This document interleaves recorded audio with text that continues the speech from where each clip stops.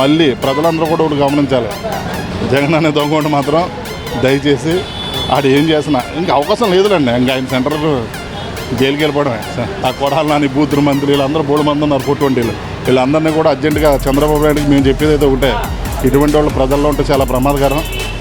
మీరు దయచేసి వీళ్ళందరినీ శ్రీకృష్ణ జన్మస్థలానికి తరలింతే చాలా ఉత్తమం. ఆంధ్రప్రదేశ్ బాగుంటుంది. అసలు ఎవరైనా దాడి చేశారా? అసలు నువ్వు ఎప్పుడైనా క్యాబినెట్ మీటింగ్ పెట్టావు? అసలు నీకు పరిపాలన తెలుసా? అసలు నువ్వు పబ్జీ గేమ్ ఆడుకోవడమే తెలుసు తప్ప నీకు అసలు ఒక మూర్ఖుడివి, ఒక దుర్మార్గుడివి. నువ్వు అసలు రాజకీయానికి పనికిమాలో. ఆ మహానుభావుడు ఎవడో రాజశేఖర రెడ్డి తప్పుజారి పుట్టావు. నువ్వు కులాలను ఒక డిఫరెంట్గా విడదీసి కుల నాయకులను కొంతమందిని తయారు చేసి ఇటువంటి రాజకీయం చేశాడు. ఇప్పుడు చేసేది కొంతమంది ఉన్నారు అమాయకమైన ప్రజలు. వీళ్ళందరికీ ఒక రకమైన కొన్ని రకాల సూత్రాలని చేసి విభజన చేస్తున్నారు తప్ప అతని వెనకాల జనం అన్నది బూతు. నీకు అప్పుడు జాబ్ క్యాలెండర్ రిలీజ్ చేస్తున్నావు, ఎందుకు చేయలేకపోయావు? నువ్వు అమరావతిలో ఒక ఇటుక వెళ్ళిపోయావు, ఎందుకు వెళ్ళిపోయావు? పోలవరం ప్రాజెక్టు వెళ్ళిపోయావు.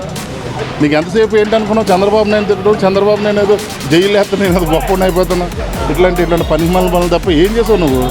మనకి ఇక్కడ ఏంటంటే పవన్ కళ్యాణ్ గారు ఉండడంతో బీజేపీ టైఅప్, ఆయన ఉండడంతో ఆయనకున్న రిలేషన్స్, అలాగే చంద్రబాబు నాయుడుకున్న ఎక్స్పీరియన్స్, ఈ రెండు కలిస్తే అత్యద్భుతంగా చాలా అద్భుతంగా ఉంటుంది.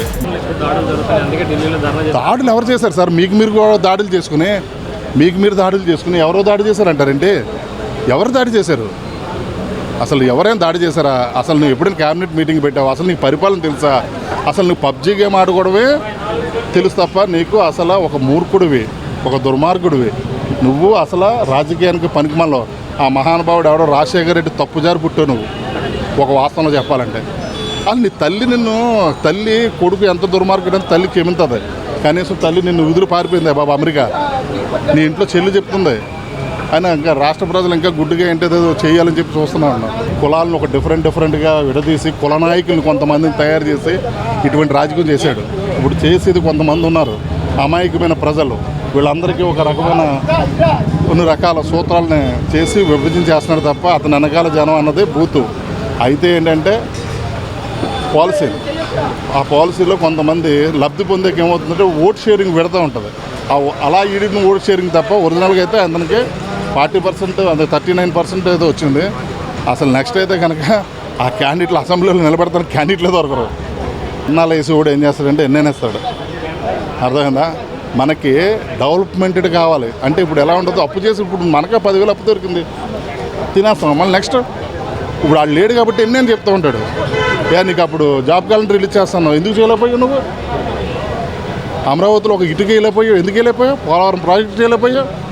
నీకు ఎంతసేపు ఏంటనుకున్నావు? చంద్రబాబు నాయుడు తిట్టడం, చంద్రబాబు నాయుడు ఏదో జైలు వేస్తే నేను అది గొప్ప అయిపోతున్నా, ఇట్లాంటి పనికిమాలిన పనులు తప్ప ఏం చేసావు నువ్వు? ఏం చేస్తాడు? అమ్మ ఒడి అక్కర్లేదు, నాన్న ఒడి అక్కర్లేదు. నువ్వు చేసిన మద్యం పాలసీ వల్ల ఎంతమందికి కిడ్నీ పేషెంట్లు, లివర్, కాళ్ళు చేతులు పడిపోయి ఎన్ని రకాల కంప్లైంట్లు వచ్చినాయి. అసలు నీ ఫోటో పెట్టుకోవాలరా బాబు. ఎందుకంటే మనం ఏం చేస్తామంటే ఏంటి గుమ్మడికాయకి దిష్టి కడతాం చూసా, అలాగే ఏం చేయాలంటే జగన్మోహన్ రెడ్డి గారి ఫోటో దిష్టి కట్టుకోవాలి.